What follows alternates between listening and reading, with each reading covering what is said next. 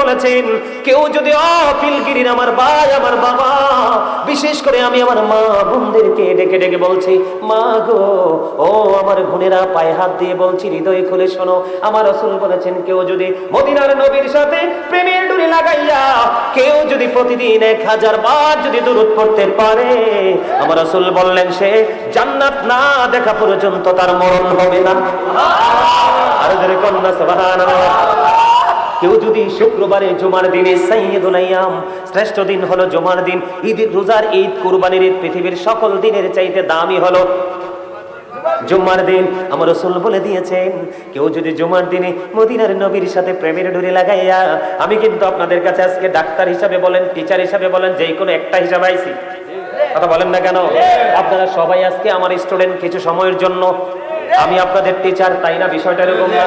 আমি আপনাদেরকে আজকে ক্লাসের মধ্যে আমি আপনাদেরকে পড়া দিয়ে যাচ্ছি, এই পড়ার হিসাব নিবি ওপারে কিয়ামতের দিন আমার মালিক।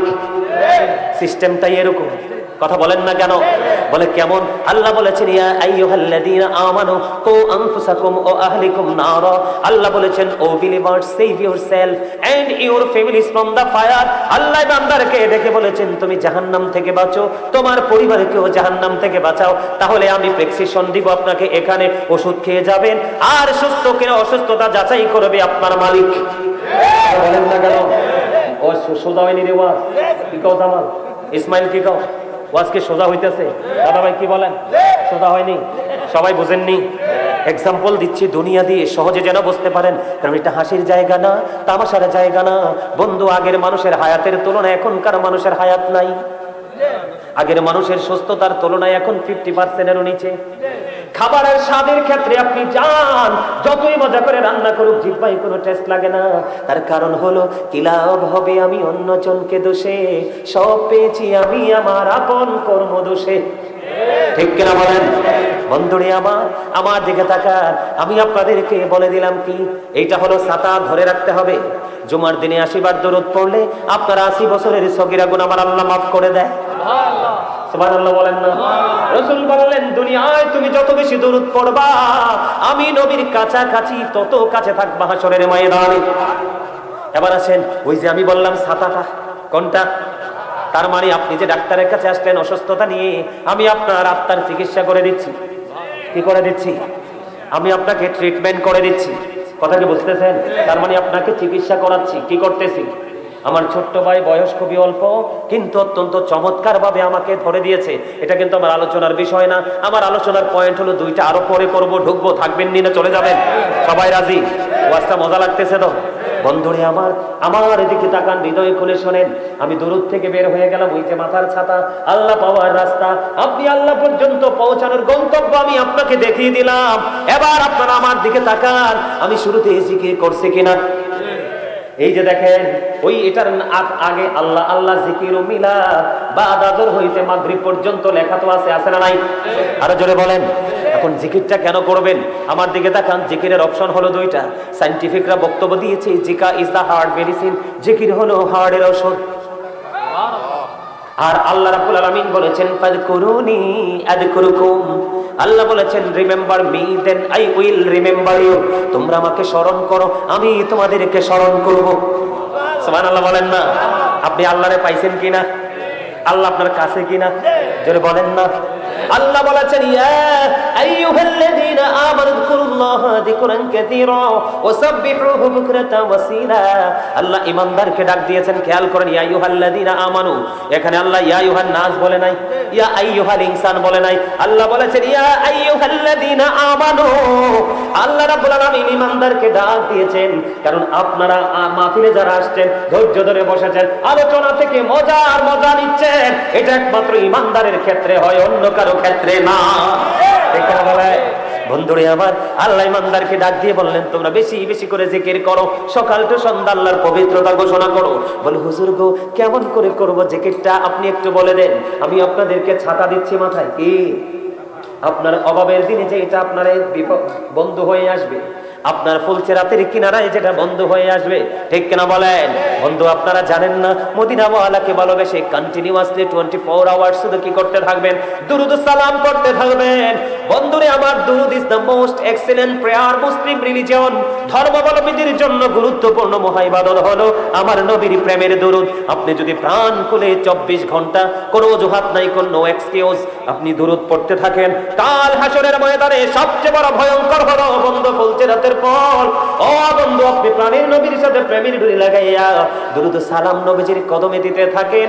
জিব্রাইল কথা দিয়েছে, ফুলচেরাতের ফলটা ওই 30,000 বছরের রাস্তা হবে, চুলের চাইতে চিকন হবে, হীরার চাইতে ধার হবে, উপর দিক দিয়ে আগুন, নিচের দিকে ঝুলন্ত, নিচের দিক দিয়ে আগুনটা উপরের দিকে উদিত।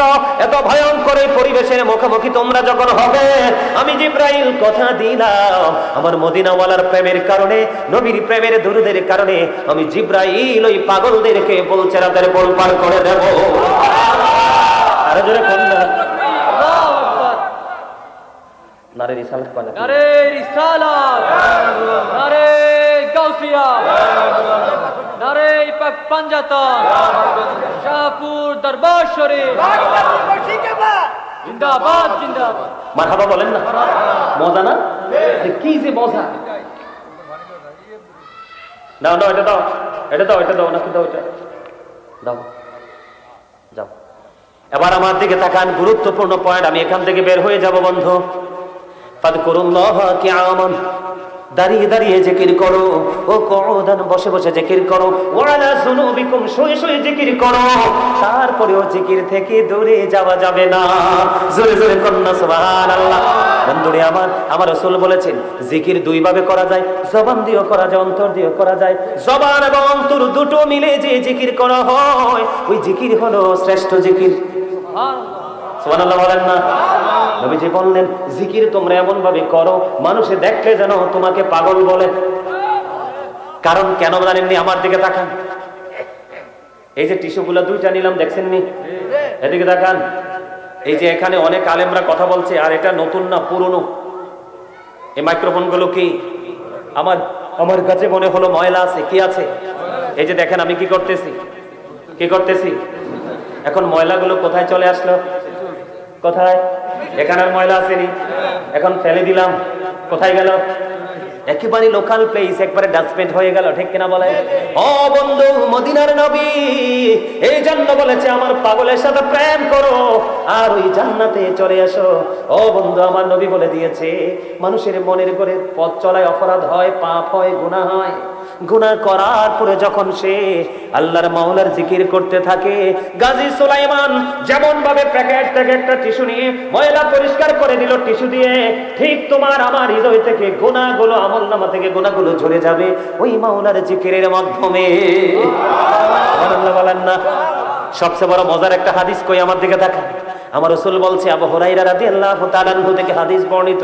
বন্ধুরে আপনার আমার প্রাণের রাসূল কি বলেছে দেখেন, বান্দা আল্লাহ সম্পর্কে যেমন মনে করে, আল্লাহ ওই বান্দার কাছে ঠিক তেমন। বিরক্ত হয়ে যাচ্ছেন? সুবহানাল্লাহ, এটা তো ছোট হওয়ার কথা না। মানে আপনি আপনার মালিককে যেমন মনে করবেন, মন থেকে যেরকম বিশ্বাস করবেন, ঠিক মালিকও আপনার সাথে এমনই আচরণ। রাসূল বলেছে সুবহানাল্লাহ। আরে জোরে এবার আসেন, আপনি যদি একা একা মালিককে ডাকেন, মালিকও আপনাকে একা একা স্মরণ করবে। আপনি যদি সম্মিলিতভাবে ডাকেন, তাহলে সম্মিলিতভাবে স্মরণ করবে। দেখেন পয়েন্টটা কত মজার, এদিক তাকান। কেউ যদি আল্লাহর জিকির করার জন্য 1 বিঘা পরিমাণ এগিয়ে আসে, আমার রাসূল বললেন আল্লাহ তার দিকে 1 গজ পরিমাণ এগিয়ে আসে। সুবহানাল্লাহ গন্না। কেউ যদি জিকির করতে করতে করতে করতে আল্লাহর দিকে 1 হাত পরিমাণ এগিয়ে যায়, আল্লাহ ওই বান্দার দিকে 2 হাত পরিমাণ এগিয়ে আসে। আমার রাসূল বলেছেন, কেউ যদি জিকির করার জন্য মাওলার দিকে হেঁটে হেঁটে আসে, আল্লাহ বললেন হাবিব আপনি জানিয়ে দেন বন্ধু, আপনি তো হাবিবুল্লাহ, আমি আল্লাহর বন্ধু, আপনি জানিয়ে দেন আপনার পাগল উম্মত গুলোকে, কেউ যদি জিকির করার জন্য হেঁটে হেঁটে আসে, আমি আল্লাহ তার দিকে দৌড়ে ছুটে আসি। সুবহানাল্লাহ বলেন না? আর জোরে বলেন না সুবহানাল্লাহ। বন্ধুরে আমার, এবার আমি আপনাদেরকে বলি, আপনারা যে আসতেন, সবাই আসতেন কোথায়? মাহফিলে। কোথায়? কিন্তু মূলত আদতে, মন থেকে আদতে আপনারা এসেছেন আল্লাহর দিকে। কার দিকে? কথা বলেন না, কথা কি সহজে বুঝতে পারছেন? এখানে বসে কি করেছেন? জিকির করছেন না? সুবহানাল্লাহ বল আল্লাহর জিকির, আলহামদুলিল্লাহ বল আল্লাহর জিকির, আল্লাহু আকবার বল আল্লাহর জিকির। কথা বলেন না কেন? আল্লাহর জিকির, আল্লাহু আকবার বল আল্লাহর জিকির, লা ইলাহা ইল্লাল্লাহ বল আল্লাহর জিকির। ওই ভালো কাজ করার জন্য ডেকেছেন, এটাও জিকির। ও বন্ধু, খারাপ কাজ, কি কাজ? কাউকে খারাপ কাজ করতে দেখলে থামিয়ে দিয়েছেন, এটাও তো জিকির। নামাজে দাঁড়িয়েছেন, ওটাও জিকির। হজে গেছেন, ওটাও জিকির। জোরে জোরে কন্যা সুবহানাল্লাহ। তাহলে আল্লাহর রহমতের ছায়া তলে থাকার রাস্তা খুঁজে পাইছেন কিনা? আরো জোরে। আলোচনাটা সমাপ্ত করে দিচ্ছি বন্ধু। এখন শীত আসছে কিনা? আপনারা দেখবেন উল্লেখিত কিছু গাছ, যেমন নারিকেল গাছ, সুপারি গাছ, খেজুর গাছ, তাল গাছ, আরো কিছু গাছ থাকতে পারে। এইরকম গাছের পাতাগুলো কিন্তু সময় হলে জ্বরে, শীত গরম মানে না, ঠিক কিনা বলে? সময় সাপেক্ষে। কিন্তু ম্যাক্সিমাম গাছের পাতাগুলো বন্ধ শীতের কারণে ঝরে ঝরে পড়ে। আমার রাসূল শীতের দিনে বের হলেন, চাইয়া দেখলেন গাছের পাতাগুলো শুষ্ক হয়ে ঝরে ঝরে পড়ে। এই দৃশ্য দেখে রাসূল গাছের ডালা ধরলেন।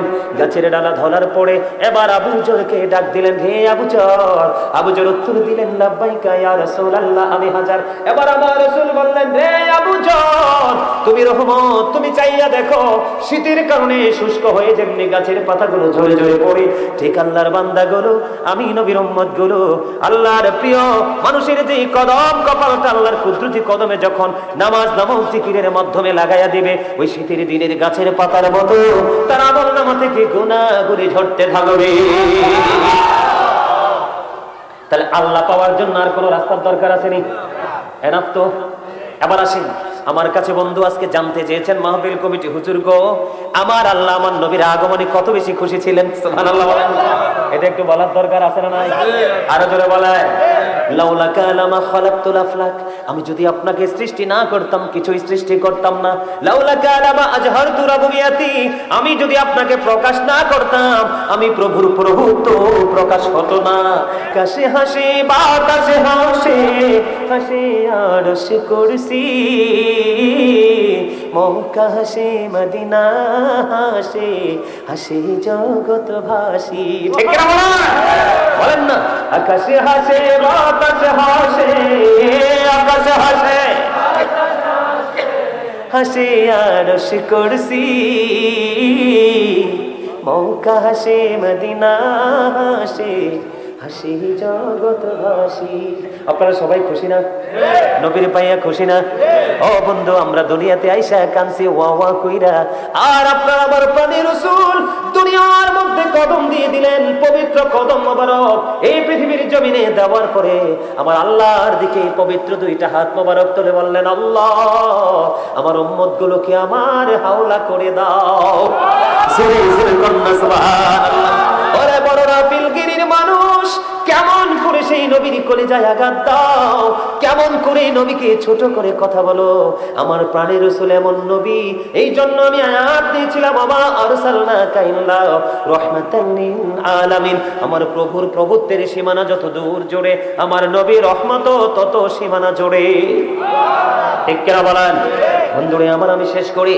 আবু লাহাব আমার নবীজির আগমনে দাসী সুয়াইবাকে মুক্ত করে দিলেন, আজাদ করে দিলেন। আমার আল্লাহ তো খুশি হয়ে গেছে। সুবহানাল্লাহ বলেন না?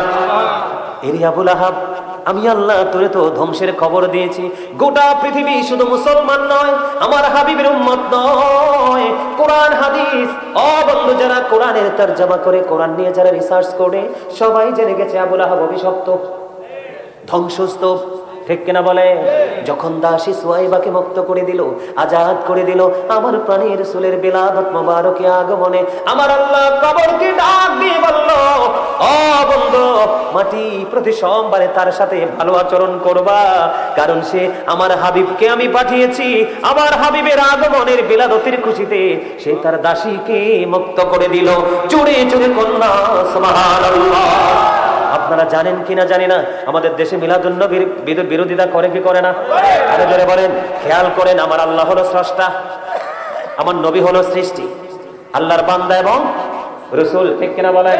আমরা সে সাক্ষ্য দেই তো? কথা বলেন না কেন? দেই কি দেই না?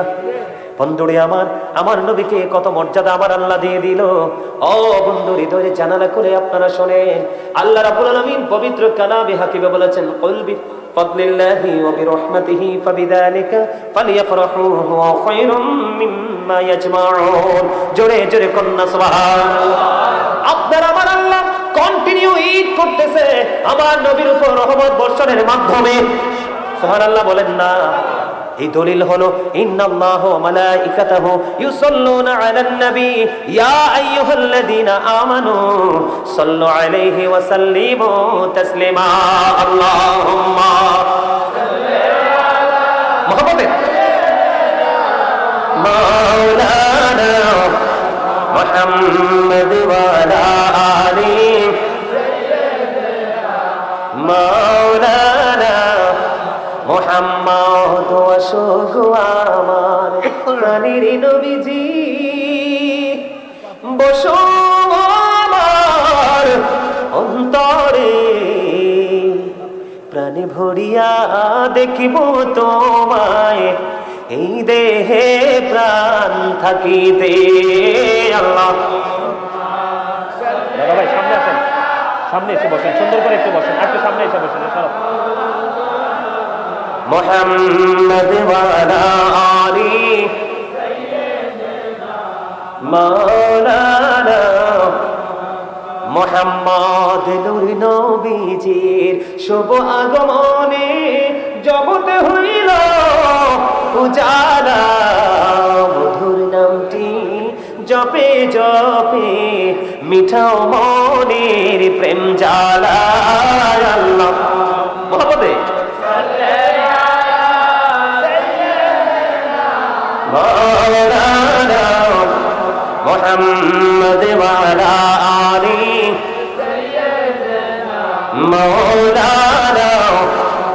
আলহামদুলিল্লাহ। আবার কি ছাতাটা মাথায় দিতা? ও ছাতা দিয়ে বুঝাইছি, বুঝেন নাই? ছাতা ফালাই দিলে কি হবে? বৃষ্টি ভিজা একবারে সব সুবা কে যাব, একবারে সুবা হয়ে যাবে, আপনি অসুস্থ হয়ে যাবেন। ছাতা মাথায় রাখলে সব দিকে নিরাপদ। তার মানে আপনাকে আমি প্রেসক্রিপশন দিলাম একটু আগে দরুদ পড়ার জন্য, জিকির করার জন্য, আল্লাহ পাবার সহজ উপায়, রাসূল পাওয়া সহজ। এরপর আমি দরুদ পড়ি, আপনি জবান বন্ধ করে রাখছেন, তা আপনার ছাতা অত কি স্টপ, সুইচ স্টপ, ঠিক না বলেন? আল্লাহ পাওয়া যাইতো না তো, এত সহজ না আল্লাহ পাওয়া। এত সহজ যদি হইতো তাইলে মানুষ আল্লাহর ওলি আলেমদের পিছনে দৌড়াইতো না। কথা বলেন না কেন? আলেমদের মর্যাদা এত বেশি হতো না। আমি যে ওষুধ দিয়েছি, মেডিসিন দিয়েছি, মেডিসিনের কথা মনে রাখতে হবে তো। কথা কি বুঝতে পারছেন? আল্লাহ রাব্বুল আলামিন বলেছেন, কুল বিফাদলিল্লাহি ওয়া বিরহমাতিহি ফাবিযালিকা ফালিয়াফরাহু হুয়া খায়রুম মিম্মা ইয়াজমাউন। কোরআনে আছে নিও, শুনছেন নি? আল্লাহ রাব্বুল আলামিন আল্লাহর হাবিবকে বলে দিয়েছে, হাবিব আপনি আপনার উম্মতগুলোকে, তার মানে আমাদেরকে আল্লাহ বলেছেন, হাবিব আপনি জানিয়ে দেন, তোমরা যে রহমত পেয়েছো, নিয়ামত পেয়েছো, সেই রহমত প্রাপ্তিতে তোমরা আনন্দ উৎসব করো। কি করো? আল্লাহ কি বলেছেন? ফালিয়াফরাহু, কি করো? আনন্দ উৎসব করো। হুজুর আনন্দ করলে লাভটা হবে কি গো? আমার আল্লাহ বলেছেন, হুয়া খায়রুম মিম্মা ইয়াজমাউন। এটা তোমাদের পুঁজি করা সম্পদ চাইতেও দামি। তাহলে আল্লাহ যে আল্লাহর হাবিবের আগমনে খুশি প্রমাণ হইল কিনা? কথা বলেন না কেন? আল্লাহ যদি খুশি না হতো তাহলে আপনাকে আমাকে ফালিয়াফরাহু বলতো না। কথা বলেন না কেন? আরে জোরে ফালিয়াফরাহু কি বলতো? বন্ধ। আল্লাহ কি বলে দেখেন, ঈসা রুহুল্লাহ যখন স্বর্গীয় খাবার চাইলো, আল্লাহ স্বর্গীয় খাবার পাঠিয়ে দিল। আল্লাহ বলতেছে, আমাদের জন্য, আমি তোমাদের জন্য পাঠিয়ে দিলাম সিরাজুম মুনীরা, উজ্জ্বল প্রদীপ, নূরাম মুবিন, সুস্পষ্ট আলো। সে আলো পেয়ে কি করবো? ফালিয়াফরাহু, আনন্দ উৎসব করো। ওয়া খায়রুম মিম্মা ইয়াজমাউন, এটা তোমার পুঁজি করা সম্পদ চাইতে দামি। জোরে জোরে কন্যা সুবহান। আরেকটু মহব্বতে পড়ুন না সুবহানাল্লাহ। তাহলে খবর মজার কিনা? আল্লাহ খুশি, এই জন্য আমাদেরকে খুশি হইতে বলছে। এখন মিলাদ পড়লে একদল আছে বলে বেদাত। কথা বল না কেন?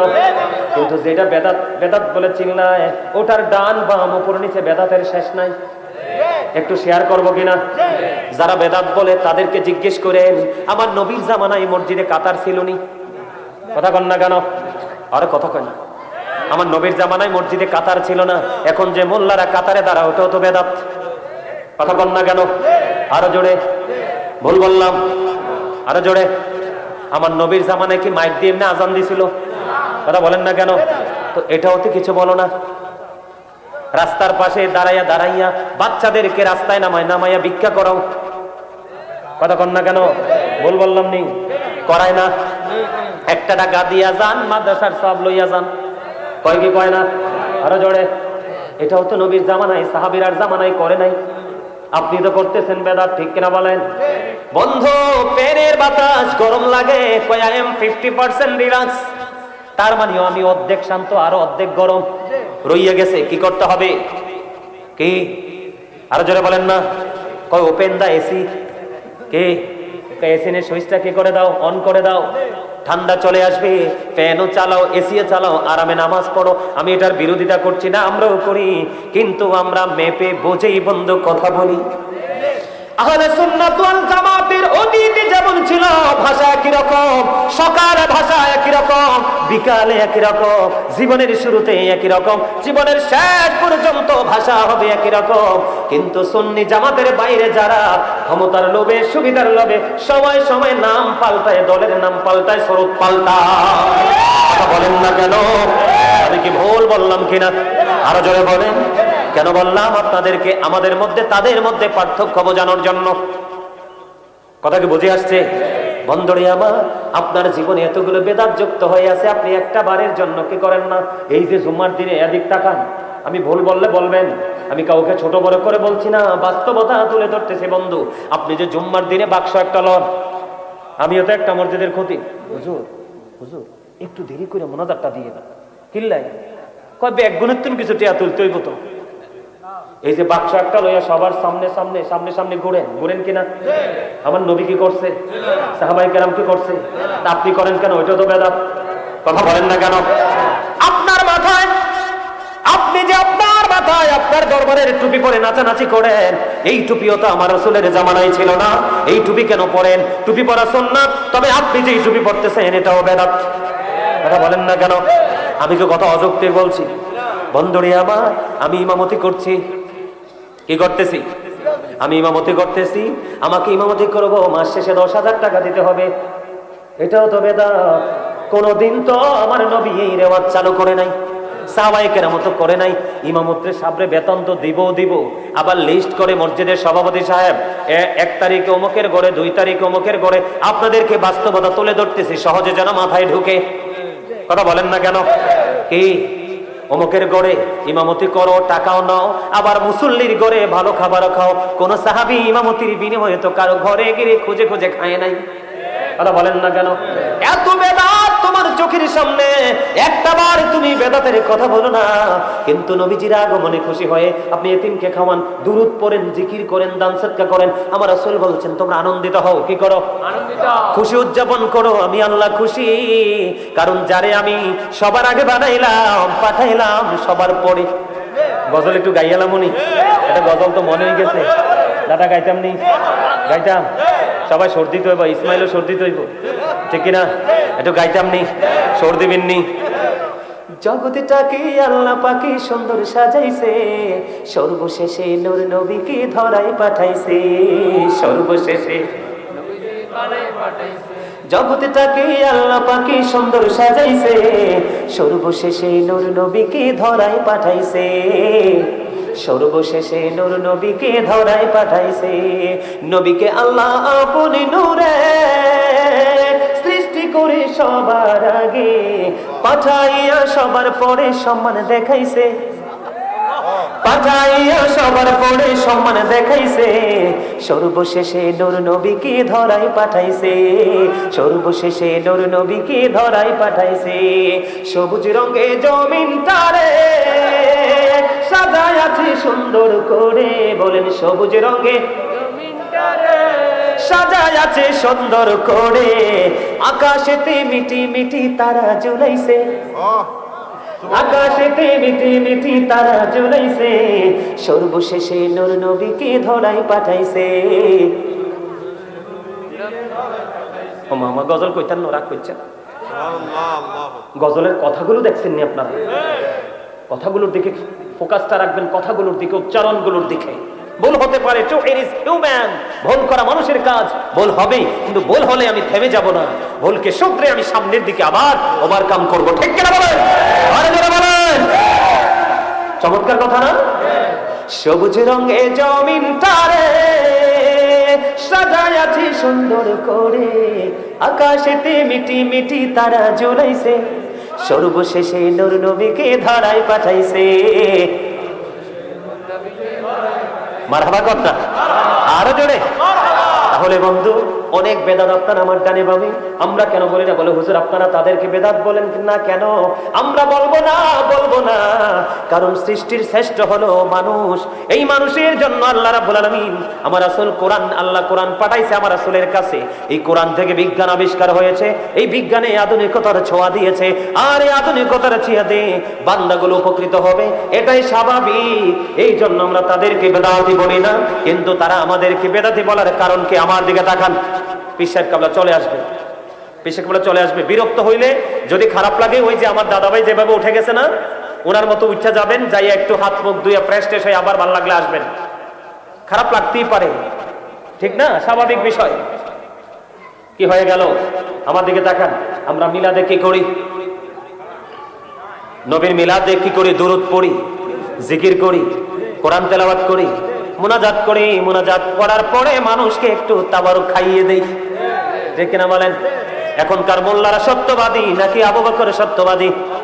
আরো জোরে বলেন না, কে সত্যবাদী? সিদ্দিক আকবর এমনি এমনি হয়নি, ওনার এলাকা, ওনার উপাধি। বন্ধু, আমি আপনাদেরকে বলে দিতে চাই, হৃদয় খুলে আপনারা একটুখানি শোনেন।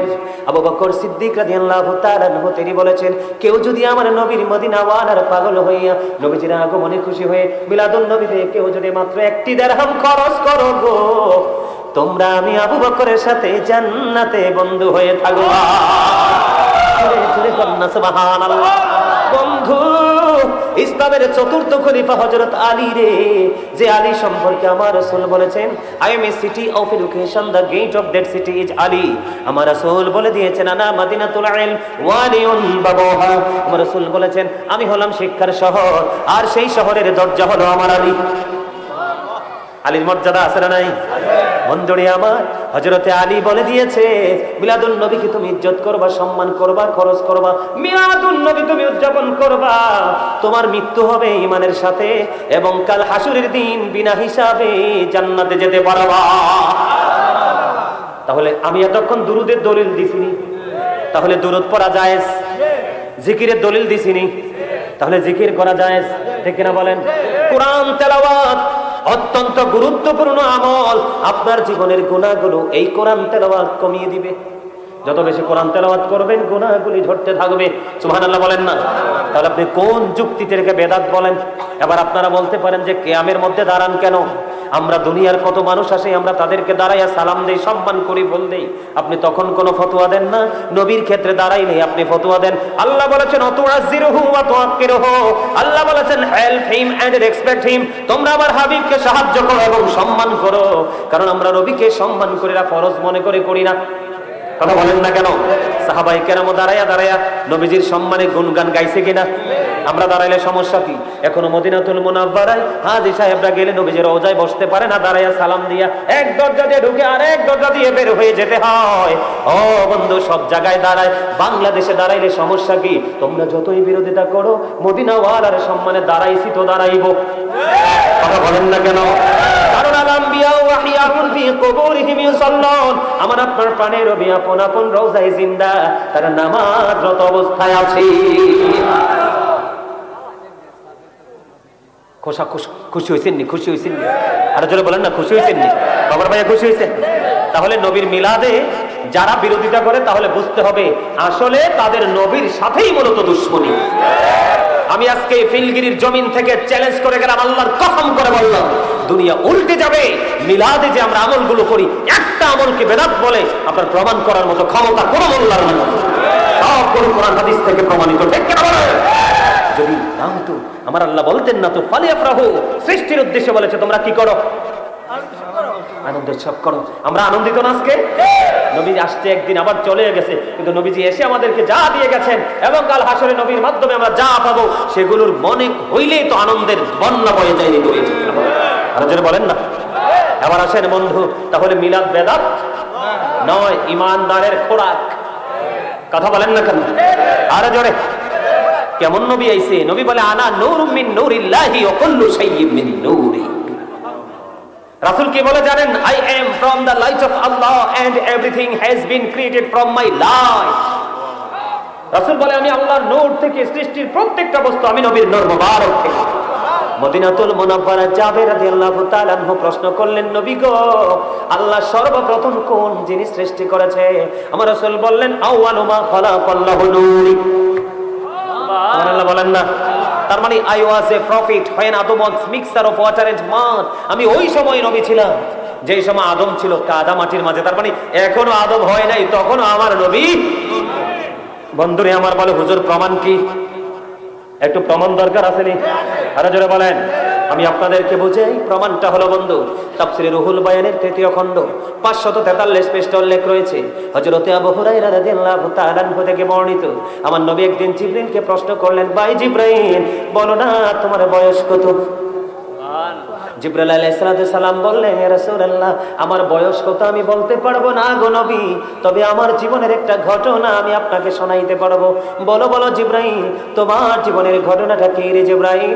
এবার আমার রাসূল যখন প্রশ্ন করলেন, জিবরাইল বললেন, ইয়া রাসূলুল্লাহ, ইয়া হাবিবাল্লাহ, নবী গো, চতুর্থ আসমান মতান্তরে সপ্তম আসমানের উপরে আমি একটা তারা ওঠা অবস্থায় দেখেছি ৭০,০০০ বছর। ইয়া রাসূলুল্লাহ, এই তারকা যখন ডুইবা যাইতো গো, ডুবন্ত অবস্থায় দেখেছি আমি ৭০,০০০ বছর।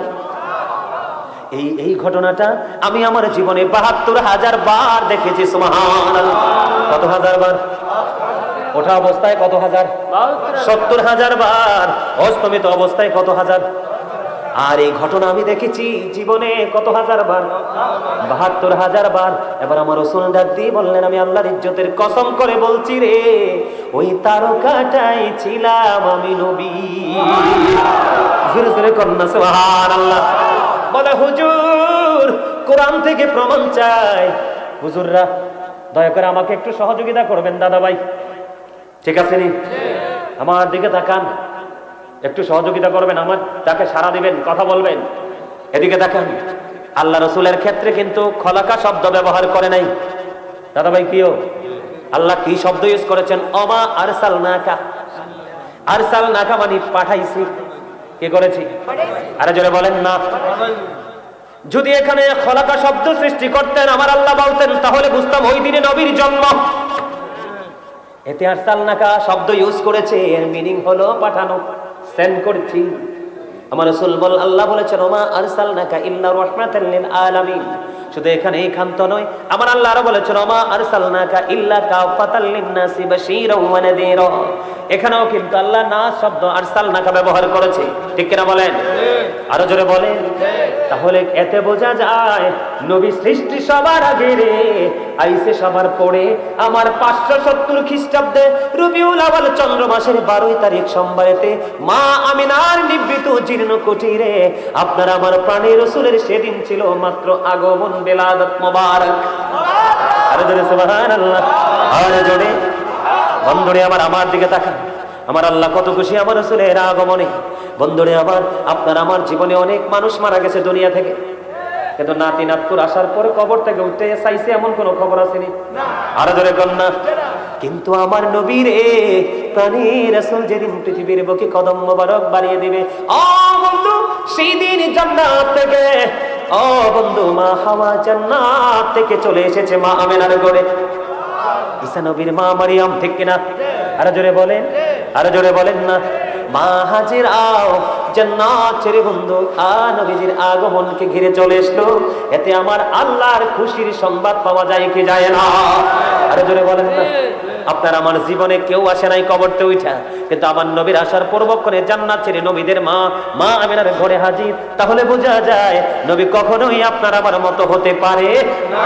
জোরে কন্যা সুবহানাল্লাহ। বন্ধুরে আমার দিকে তাকান। মা আমিনা বলতেছে, আমার নবীজি আগমন করার পরে এমন একটা নূর প্রকাশিত হলো, সিরিয়ার শাহী মহল মা আমিনা দেখতে পেয়েছে। সুবহানাল্লাহ বলেন না। আরেকটু মহাব্বতে। বন্ধুরে আমার, পারস্যের কিসরার রাজপ্রাসাদ,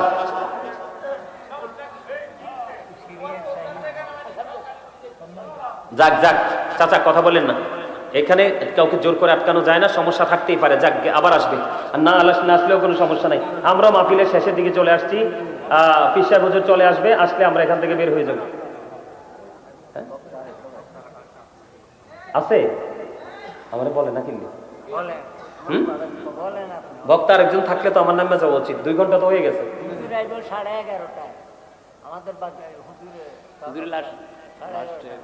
আচ্ছা কথা বললেন না, হুজুর থাকুক বা না থাকুক আমরা বিষয়টা শেষ করি, ঠিক না বলেন? আমার কেউ ডিস্টার্ব না করলে হইল। পারস্যের কিসরার রাজপ্রাসাদের 14টি গম্বুজ ভেঙে পড়েছে, মতান্তরে 14টি পাথর খসে পড়েছে। জোরে জোরে কন্যা সুবহানাল্লাহ, আল্লাহু আকবার।